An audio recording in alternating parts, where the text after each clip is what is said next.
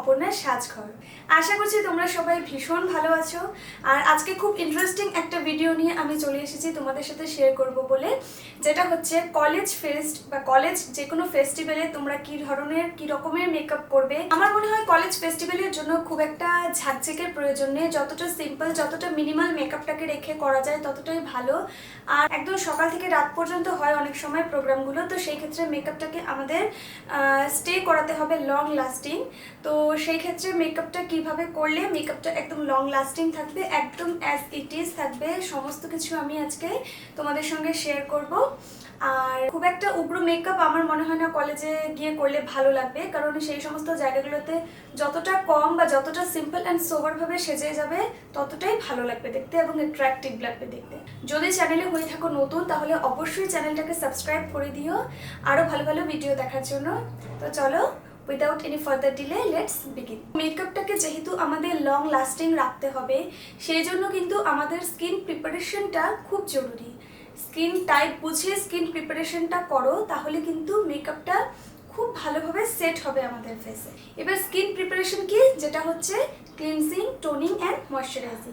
তো তোমরা ফেসটাকে খুব ভালো করে ফেস ওয়াশ দিয়ে ক্লিন করে নিতে পারো, যাতে ফেসের সমস্ত ডার্টগুলো বা অয়েলি ভাবগুলো একদমই রিমুভ হয়ে যায়। দেন আমি মেকআপ করার আগে তোমাদেরকে সাজেস্ট করব, যতই তুমি ফেস ওয়াশ দিয়ে মুখ ধোও না কেন, একটা ওয়েট টিস্যু দিয়ে মুখটাকে খুব ভালো করে তোমরা ক্লিন করে নাও। স্কিন প্রিপারেশনটা যদি ভালো হয় তাহলে কিন্তু মেকআপটা অনেকক্ষণ লং লাস্টিং করবে, আর মেকআপটা না খুব ভালোভাবে বসবে তোমাদের ফেসে, যেটা খুব ইম্পর্টেন্ট। কারণ মেকআপটা যদি ভালো মতো না বসে তাহলেই কিন্তু সেটা উঠে যাওয়ার টেন্ডেন্সি থাকে। এখন আমি একটা টোনার ইউজ করে নেব। নিভিয়া সফট ময়শ্চারাইজারটা ইউজ করে নিচ্ছি। কিন্তু তোমরা যদি এরকম সময় মেকআপ করে থাকো যে দিনের বেলায় খুব সানি ওয়েদার, ঘাম হচ্ছে, তাহলে কিন্তু তোমরা যে কোনো ওয়াটার বেসড ময়শ্চারাইজার ইউজ করতে পারো। যাদের চোখের নিচে রিঙ্কলস রয়েছে তারা কিন্তু খুব ভালো করে সেই জায়গাটাকে একটু ম্যাসাজ করে নিতে পারো মেকআপ করার আগে। মেকআপটাকে লং লাস্টিং যেহেতু রাখতে হবে, তাহলে প্রাইমার ইউজ করাটা কিন্তু একদম মাস্ট। যদি তোমাদের কালার কারেক্টিং করার দরকার থাকে তাহলে করো, না হলে শুধু শুধু কালার কারেক্টিং ইউজ করার কোনো প্রয়োজন নেই। কালার কারেক্টিং করার জন্য তোমাদের কাছে যদি কনসিলার প্যালেট না থাকে তাহলে তোমরা একটা কাজ করতে পারো, যে কোনো তোমাদের স্কিন টোনের থেকে 1 শেড বা 2 শেড ডার্কার যে কোনো একটা লিকুইড কনসিলার তোমরা রাখতে পারো। সেই একটা কনসিলারই কিন্তু তোমাদের কালার কারেক্টিংয়ের কাজটা হয়ে যাবে। এখন আমরা ডিরেক্ট চলে যাচ্ছি ফাউন্ডেশনে। খুব বেশি একটা চড়া মেকআপের আমাদের প্রয়োজন নেই, মিডিয়াম টু ফুল কাভারেজ যে কোনো ফাউন্ডেশন ইউজ করলে কিন্তু, অল্প একটু ফাউন্ডেশন ইউজ করলেই সেটা এনাফ। অন্য দিনের তুলনায় তোমরা আমার মেকআপের কোয়ান্টিটি দেখলেই বুঝতে পারবে। বাট হ্যাঁ, ফুল ফেসটা যাতে কভার হয় ফাউন্ডেশনটা দিয়ে, সেটা দিকে কিন্তু খেয়াল রাখতে হবে। যাদের অয়েলি স্কিন, বিলিভ মি, এই কনসিলারটা লরিয়াল প্যারিস ইনফ্যালেবল ফুল ওয়্যার কনসিলার, লং লাস্টিং মেকআপের জন্য কিন্তু এটা ভীষণ ভীষণ ভীষণ ভালো একটা কনসিলার। যারা ড্রাই স্কিন তারা ইউজ করবে না, কেননা তাহলে আগে স্কিন প্রিপারেশন খুব ভালো করে নিয়ে তারপরে তোমরা এটা ইউজ করতে পারো। বাট যাদের অয়েলি স্কিন, যদি দিন থেকে রাত অবধি তোমাদেরকে মেকআপ ক্যারি করতে হয়, তাহলে এই কনসিলারটা কিন্তু একদম মাস্ট কনসিলার। এটা মাস্ট হ্যাভ কনসিলার একটা, এতই ভালো কনসিলার। আর আমি যখন থেকে এটা ইউজ করছি এটা আমার ফেভারিট হয়ে গিয়েছে এই কনসিলারটা। আমি এত কনসিলার ইউজ করেছি কিন্তু এটা কভারেজ এত ভালো আর এত ফ্ললেস মেকআপ দেবে। জাস্ট একটুখানি ইউজ করে নেব, খুব ভালোভাবে এটাকে ব্লেন্ড করে নাও। অনেক সময় তোমরা যদি ভেবে থাকো যে শুধু কনসিলার দিয়ে মেকআপ করবে, তাহলে এই কনসিলারটা দিয়েও কিন্তু তোমরা মেকআপটাকে করতে পারো, ফুল মেকআপটা। কারণ কনসিলার দিয়ে আমরা অনেক সময় মেকআপ করেই থাকি, যেখানে আমরা একদমই হেভি মেকআপ চাইছি না, শুধুমাত্র কনসিলার দিয়ে হালকা টাচ আপ করে আমরা বেরোতে চাই, সেক্ষেত্রে তোমরা এই কনসিলারটা ইউজ করতে পারো। ফিনিশিং দেখলে তোমরা বুঝতেই পারবে।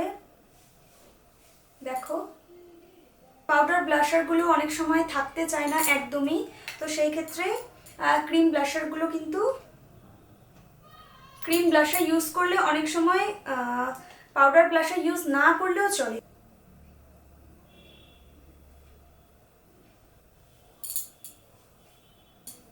আমার তো স্পেশালি ক্রিম ব্লাশারটা খুবই পছন্দ, কেননা এটাতে না খুব ন্যাচারাল একটা ফিনিশ দেয়। এইবারে মেকআপটাকে যেহেতু লং লাস্টিং রাখতে হবে, সেই ক্ষেত্রে আমি একটা লুজ পাউডার দিয়ে আমার ফুল মেকআপটাকে সেট করে নেব। তোমরা কম্প্যাক্ট পাউডারও সেই ক্ষেত্রে ইউজ করতে পারো, বাট কম্প্যাক্ট পাউডার হলে কি মেকআপের একটা আরেকটা লেয়ার হয়ে যাচ্ছে, ফেসটা খুব অনেক সময় যাদের বেশি ঘাম হয় তো কেকি হয়ে যেতে পারে কম্প্যাক্ট পাউডার ইউজ করলে। তো তোমরা যদি সেই ক্ষেত্রে লুজ পাউডারটা ইউজ করো, সেই ক্ষেত্রে কিন্তু মেকআপটা খুব ভালো লং লাস্টিং করবে, আর কোনো মেকআপটা খুব একটা হেভি লাগবে না দেখতে। এখন আমি মেকআপটাকে খুব ভালোভাবে সেট করে নেব। আমি একটুখানি কন্টুরিং করে নেব।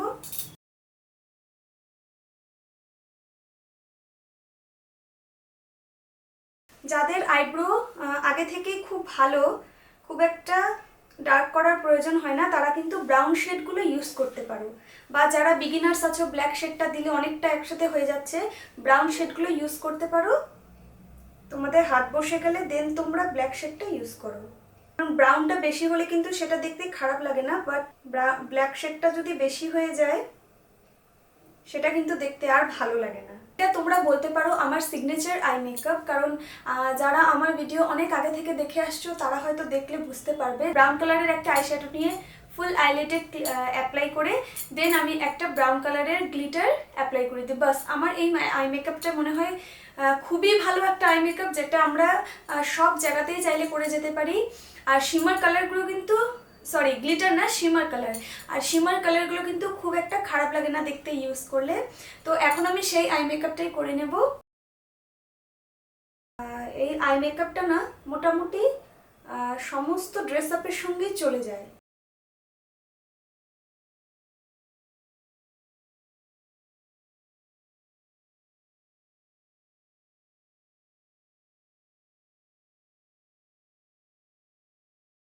লিপস্টিক ইউজ করার আগে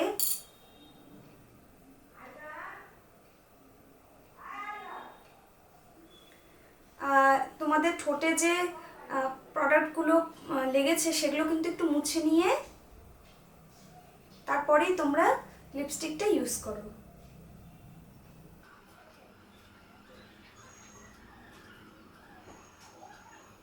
নিউড শেডগুলো অনেক সময় দেখবে যে লাগালে ভালো লাগছে না দেখতে, তো সেই ক্ষেত্রে তোমরা কি করবে, একটা ডিপ কালারের লিপস্টিক বা একটা ডিপ কালারের লিপ লাইনার দিয়ে ড্র করে দেন ভেতরটাতে তোমরা সেই লাইট কালারটা ইউজ করো। এইভাবেই কিন্তু যে নিউড শেডগুলো বা লাইট শেডগুলো রয়েছে ইউজ করতে হয়। অনেক সময় কিন্তু নিউড শেডগুলো বা লাইট কালারের লিপস্টিকগুলো লাগালে দেখবে ফেসের সঙ্গে আমাদের যায় না।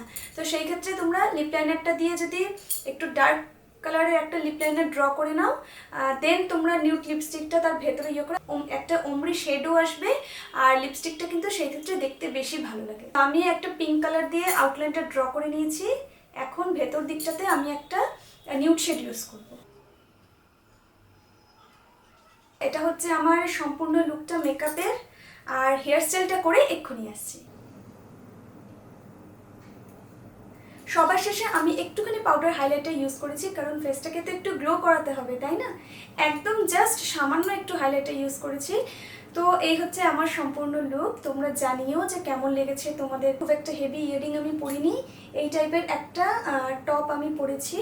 আমার এই ড্রেসটার সঙ্গে এই টপটাই আমার মনে হলো খুব ভালো যাবে। তো তোমরাও এরকম লুক ক্রিয়েট করে ফেলো আর নিজেকে সুন্দর করে সাজিয়ে তোলো। নেক্সট আরও ভালো ভালো ভিডিও দেখার জন্য তোমরা অবশ্যই চ্যানেলটাকে সাবস্ক্রাইব করে দিও।